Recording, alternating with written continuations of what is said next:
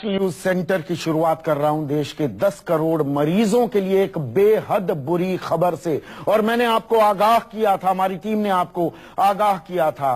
26 सितंबर को हमने बताया था कि दाम फिर से बढ़ने वाले हैं। कैंसर, डायबिटीज, हार्ट पेशेंट्स जो हैं उनकी दवाइयों के दाम बेतहाशा बढ़ गए हैं। और ये सब कुछ हुआ है नरेंद्र मोदी की अमेरिका यात्रा की वजह से। प्रधानमंत्री की अमेरिका यात्रा से पहले नेशनल न्यूज सेंटर ने आपको बताया था कि मोदी की अमेरिका यात्रा से ठीक पहले जरूरी दवाओं की लिस्ट में जो 108 दवाओं के नाम हटाए गए हैं वो मुश्किल बढ़ाएंगे। और यह फैसला इसलिए किया गया ताकि अमेरिका के उद्योगपतियों को संदेश दिया जा सके कि भारत उनके मुनाफे का पूरा ख्याल रखता है। अभी शायद हमारी ये बात आपको याद ना आ रही होगी, शायद थोड़ा कम समझ में आ रही होगी, पर यह रिपोर्ट देखिए, पूरा मामला शीशे की तरह साफ हो जाएगा। नरेंद्र मोदी की अमेरिका यात्रा के दौरान 29 तारीख को आपने अपने अपने टीवी सेट पर ये तस्वीरें जरूर देखी होंगी।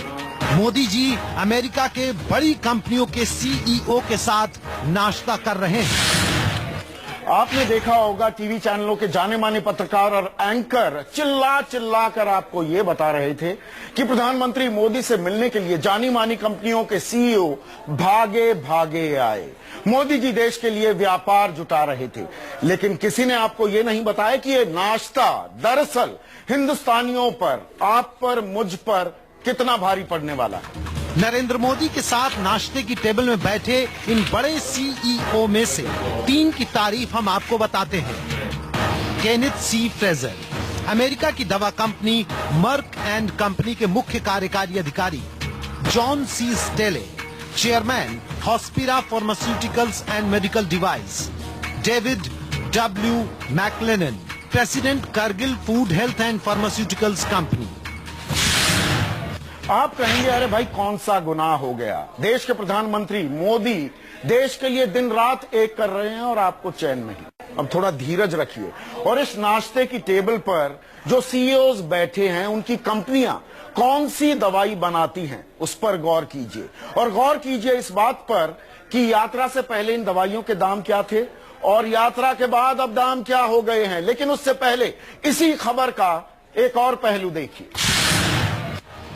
अगर हम कैंसर की बात करें, ब्लड प्रेशर की बात करें, कोलेस्ट्रॉल की बात करें, डायबिटीज, टीबी, इन सब का इलाज करने वाली जो दवाइयां हैं। 26 सितंबर की रात को हमने आपको नेशनल न्यूज सेंटर में खबर दिखाई थी कि दवाई के दाम तय करने वाली संस्था राष्ट्रीय औषधि मूल्य निर्धारण प्राधिकरण NPPA ने 108 दवाइयों को आवश्यक दवाइयों की सूची से निकाल दिया है। नतीजा, बेहद घातक बीमारियों की बेहद जरूरी दवाइयां महंगी हो जाएंगी। इन जरूरी दवाइयों के दाम अब सरकार तय नहीं करेगी, बल्कि दवा कंपनी अपनी मर्जी और मुनाफे के आधार पर तय करने लगी। अब इस असर को समझने के लिए देखिए ये ग्राफिक्स।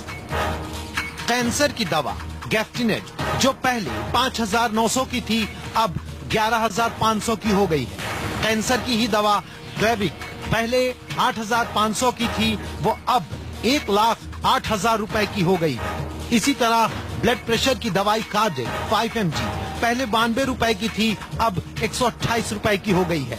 प्लेविक्स पहले 147 की थी, अब 1,615 रुपए की हो गई है।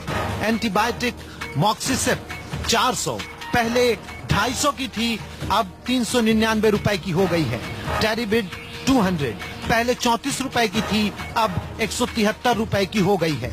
कोलेस्ट्रॉल के इलाज में इस्तेमाल होने वाली दवाई एस्ट्रोबॉस पहले 62 रुपए की थी, अब 97 रुपए की हो गई है। अब आपको समझाते हैं कि मोदी की अमेरिका यात्रा से पहले और यात्रा के बाद दवाइयों की कीमत में अंतर और दवा कंपनियों के सीईओ के साथ उनके नाश्ते का रिश्ता क्या है। केनेथ सी फ्रेजर की मर्क एंड कंपनी कैंसर की दवाई बनाती है और ये भारत में आर्बिटक्स नाम से कैंसर की दवाई बेचती है। जॉन सी स्टेले की company Hospira pharmaceuticals and medical device Bharat की कंपनी कैडिला हेल्थ केयर के साथ मिलकर काम करती है। ये कंपनी भी कैंसर की दवाई साइटोटॉक्सिक बनाती है। David W McLennan, president Cargill food health and pharmaceuticals company, इनकी कंपनी कीटनाशक जेनेटिकली मॉडिफाइड बीजों की दुनिया में सबसे आगे है, जिसे लेकर पिछली सरकार में काफी विवाद रहा है।